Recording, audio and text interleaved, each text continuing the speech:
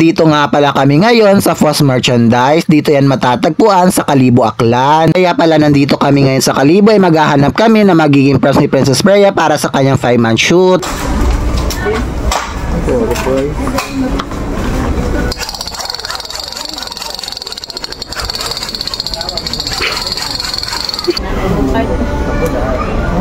At yung gagayahin nga pala ngayong Disney Princess ng pamangkin namin ay walang iba kundi si Disney Princess Merida. Yung nakita nga lang pala namin dun sa Foss na pwedeng gamitin para sa shoot ng pamangkin namin ay yung pana lang. Yung mga bulaklak nga na yan ay yung mga ginamit din namin nung una.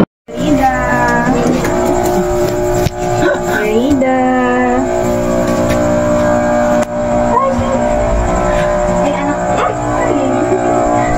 Lasing tatay. Tatawa nga kami dyan kasi nga yung tatay ng pamangkin namin ay natutulog na kasi lasing na. Anong oras na rin to ng gabi kasi nga hinintay man namin magising yung pamangkin namin. At nung nagising naman yung pamangkin namin ay wala naman siya sa mood. Kaya nga siguro wala sa mood yung pamangkin namin kasi anong oras na to ng gabi at mayroong ganap pa rin siya. Kaya nga pala sa gabi namin siya pinophotoshoot kasi may kanya-kanya kaming trabaho tuwing araw. At tuwing gabi lang din kami nababakante. At dapat talaga kahapon ko pa to na i-post itong video na to kaso hindi ko pa talaga na-edit. Kahapon pa talaga yung 5 months ng pamangkin namin. At ngayong araw lang talaga ako nagka-oras na makapag voice over. Dahil ngayong araw ay wala akong pasok sa trabaho. At dito nga pala hirap na hirap kami napatawanin yung pamangkin namin. Wala talaga siya sa mood ngayong gabi. Pero hindi talaga kami susuko para makuhaan siya ng magandang litrato. Dahil wala talaga sa mood yung pamangkin namin kaya ayan yung ginawa namin ay pinatulog na lang namin siya. At wala nang kamalay-malay yung pamangkin namin kung ano na yung pinagagawa namin sa kanya. At nung tulog na nga yung pamangkin namin ay panaykuha na ng litrato ng kapatid ko sa kanya at baka magising pa siya. At buti na lang talaga hindi nagising yung pamangkin namin hanggat matapos yung pictorial niya. Kaya nga pala nga yung 5-month shoot niya ay lahat ng kuha sa kanya ay puro tulog siya. Hindi tulad ng dating photoshoot niya ay lahat ng kuha niya ay puro gising siya.